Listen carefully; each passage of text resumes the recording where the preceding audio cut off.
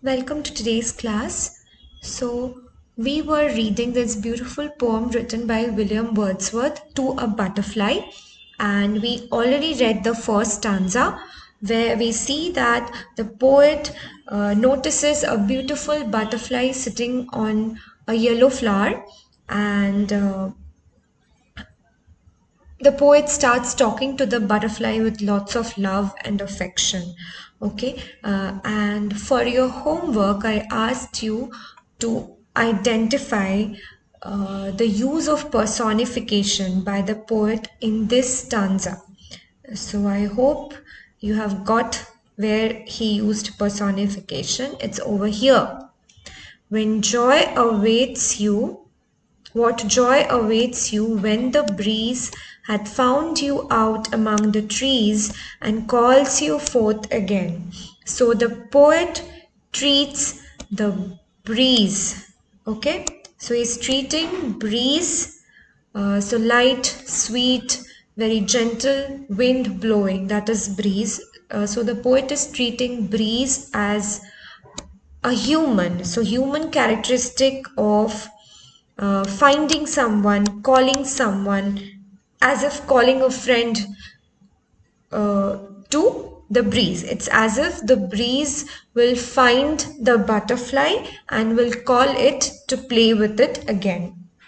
Okay, so breeze is given human quality. Okay, so personification is giving human quality to non-living things. So here breeze is given the human quality of coming and finding someone, calling someone. Okay, so someone here is the butterfly. So here the poet is using personification to beautify the poem, to make it even more beautiful so that we understand it better.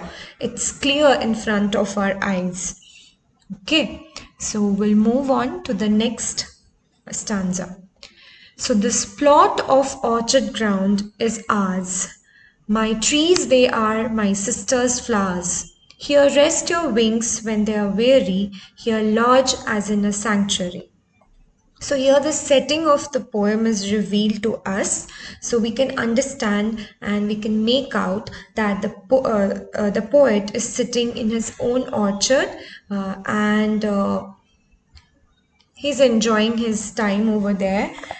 So we can imagine how the setting is. It's beautiful, it's close to nature. The poet is sitting very close to nature and is talking to the butterfly. So Wordsworth is sitting in his family orchard. So the trees belong to him and the flowers, my sister's flowers of the trees that were planted by the poet's sister. So the poet's sister's name was Dorothy. So it's becoming much more personal. So he's saying that the trees belongs to him and the flowers they belong to his sister. Okay, so the trees belong to him and the flowers which are in the orchard in the garden they were planted by his sister. That's what is meant by my sister's flowers of the trees that were planted by the poet's sister. Okay, here rest your wings when they are weary, here lodge as in a sanctuary. So the poet is asking the butterfly that okay, you can be here, like whenever you are tired, uh, whenever after flying for a long time you're tired, you can sit over here, you can come here in my orchard, you can choose any flower and sit there as long as you can, and this will be like a sanctuary for you. You will be safe over here. Come often to us, fear no wrong. Like don't worry, nothing wrong will happen, and you'll be perfectly safe over here, and you can enjoy and relax. Sit near us on the bough.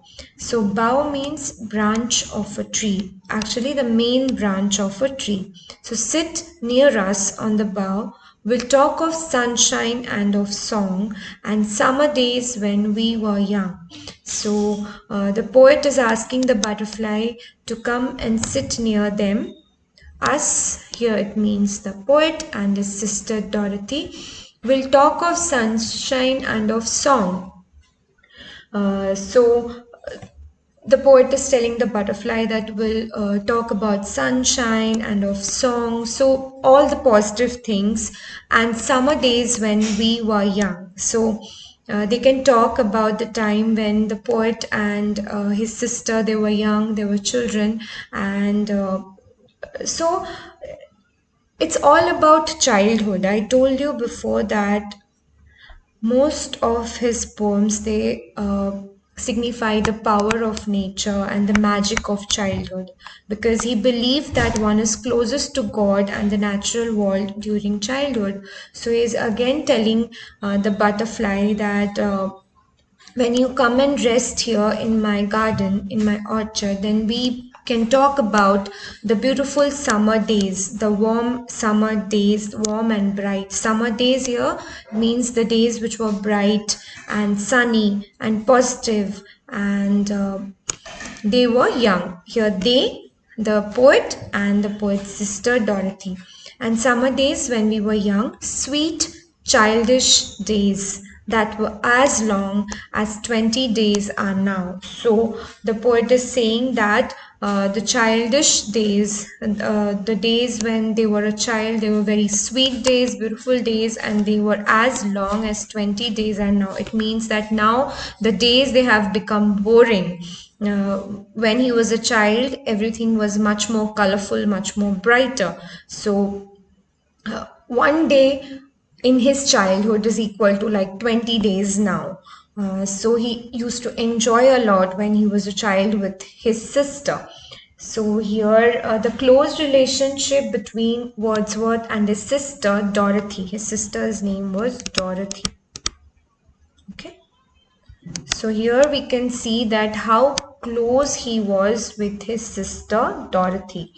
And the butterfly is reminding him of his childhood, the cheerful, the beautiful, positive summer days which he spent enjoying the sunshine and the music. And his life was less complicated at that time. Whenever you're a child, your life is less complicated, it's easy, it's simple, but as you grow up it becomes difficult and more complicated. So life was less complicated and there was no burden, there was no concerns like which the adults face all the time.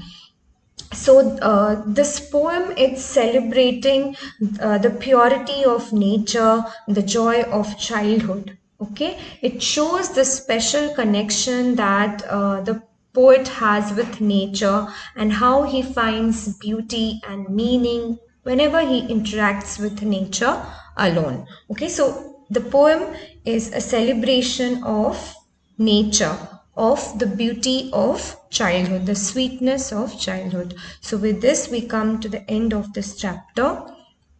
So the main idea of the poem. The poem To a Butterfly revolves around Wordsworth's appreciation of the natural world. The speaker of the poem is a grown-up person who looks back to his childhood days with great fondness. So the sight of the butterfly sitting still on a yellow flower reminds him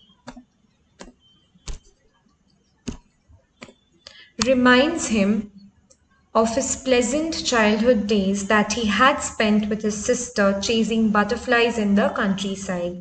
The calmness of the butterfly reminds the poet of the pleasant memories from his childhood when he felt the same calmness as the butterfly.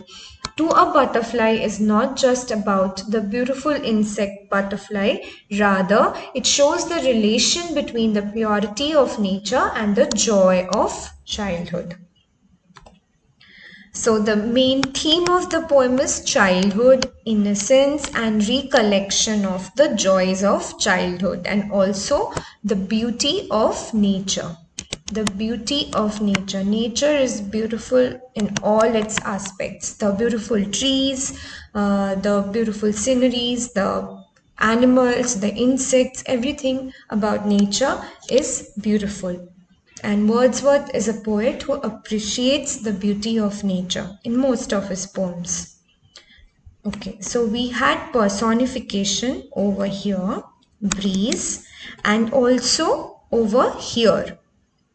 So the poet is treating the butterfly as if the butterfly can talk. sit near us, will talk of sunshine and of song. So the butterfly is given human characteristic. So this is the second place where the poet is using personification to beautify the poem. So the butterfly is given human quality, that the butterfly can talk to the poet. It's as if the butterfly can come, sit and talk with the poet. And there is another figure of speech which is used by the poet here, that is imagery. Now, what is imagery? Imagery is language used by poets, novelists, and other writers to create images in the mind of the reader. So it's like creating a picture in the reader's mind by making the reader see, hear, taste, smell, or touch what is being described. As you can see here, sight. So if someone writes, the tiny red ant climbed up the broken twig. So the words used, the language used are so vibrant and so vivid that it's as if you can see the red ant. So this is imagery is nothing but language which are used by poets, which are like very descriptive, very vivid, and they will give you the clear picture. So the imagery is language used by poets and other writers to create images in the mind of the reader. So immediately when you read something, you'll get a mental picture of it. And how? Because you'll be able to see, hear, taste, smell, or touch whatever is being described. So as you can see here. Okay. See, when I bit into the lemon, its citrus flavor shocked my tongue. So the taste. So if you write like that, the tiny emerald leaves drifted in the afternoon sunshine. So you can almost see like how it's being described, the language used, you can almost see. Waves crashed upon the shore. It's as if you can hear how the sound will be due to the use of the word crashed. She gently stroked her silk scarf. So you can get the feeling how silk is, how it is. Smell. Spring roses filled the kitchen with a subtle floral perfume. So it's as if you can just smell it. So imagery is the use of language appealing to one or more of the five senses. So these are our five senses, right? Sight, then smell, then sound, then taste and touch. So the poets and writers, they try to appeal to these five senses so that the readers, they can get a clear picture of whatever is being described. So imagery is used to make readers perceive things involving their five senses and create an image in the reader's mind. The speaker describes that, so here in this poem, the speaker describes that the butterfly is even more motionless than the frozen sea. Here, I know not if you sleep or feed, how motionless, not frozen seas more motionless. So here it's the butterfly is even more motionless than the frozen sea. So if you have seen a sea, you know that how it is always like in motion. So any water body is always in motion, it's flowing. But sea, when it's frozen, then it will be still. So by using these words, by using these language and these imagery in the poem, the poet is giving us a clear picture. So for example, how motionless, not frozen seas, more motionless.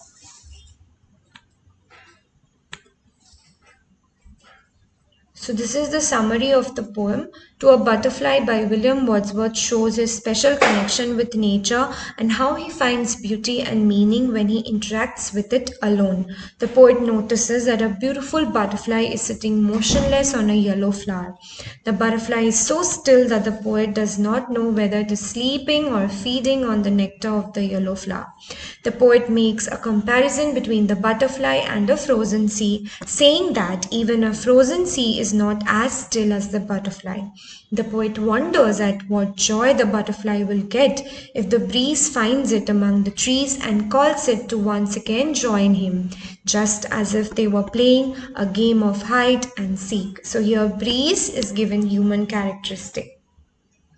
The poet then says that the plot of orchard where the butterfly and he was sitting belongs to him and his sister Dorothy. He welcomes the butterfly with open arms at the orchard to rest its wings when it is tired of flying. He tells the butterfly that it can stay in the orchard as he would in a sanctuary, meaning to say that his orchard was as safe as a sanctuary. He tells the butterfly to sit near him, and they would then talk about sunshine and song and of summer days when the boy was young, which was sweet, childish days that lasted as long as 20 days of now. So, this is the summary of the poem. So, you can take out your notebook, write today's date, write the name of the chapter, and write the summary of the poem. Once you are done, then you write the word meanings. I have just written one, you write the rest. So there is my sister's flowers, hat and bow. Okay, so all the words, you write the words, write the meaning and try and frame sentences with the words, not these, with the words. So whenever I tell you to frame sentences, make sentences with these words, and they should be different from whatever is written in the poem or the prose that I'm teaching. So make a completely different sentence of your own with the same meaning with this word. Okay, so write all the other 3 words and their meaning and make sentences with those. Next, so once you have written the summary, written the word meaning, frame the sentences, then go ahead and write this. Poetic devices used. So what are poetic devices? These are the figures of speech which I used here. So so in this poem, Wordsworth used personification and imagery. These are the figures of speech. These are used by poets to make the poem even more colorful and beautiful for the readers. So you already know what is personification. So these are the 2 sentences where personification is used and imagery is used over here. How motionless, not frozen seas, more motionless. So the butterfly is sitting still on the flower and it's very it's very still. It's not moving. So you can see like how ocean and seas are when they're frozen. You can see in the picture. See, you just cannot imagine only that this is a sea. It's like still, it's not flowing, but water is meant to be flowing. But whenever it's frozen, it freezes, then seas look like this. So the butterfly is as still as the frozen sea. Okay, now choose words from the brackets and fill in words of your own to complete this paraphrase of the first stanza. The poet sat for half an hour. Okay, the poet sat for half an hour watching a butterfly sitting on a yellow flower.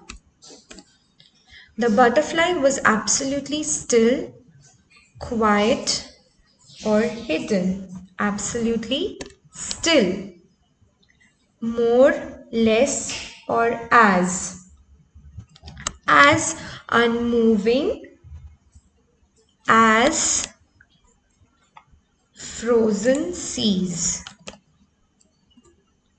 as frozen seas. The poet observes that the butterfly moves again only when the breeze blows. He thinks that the butterfly is scared, joyful, or surprised. Joyful that the breeze has found her among the flowers, children, or trees,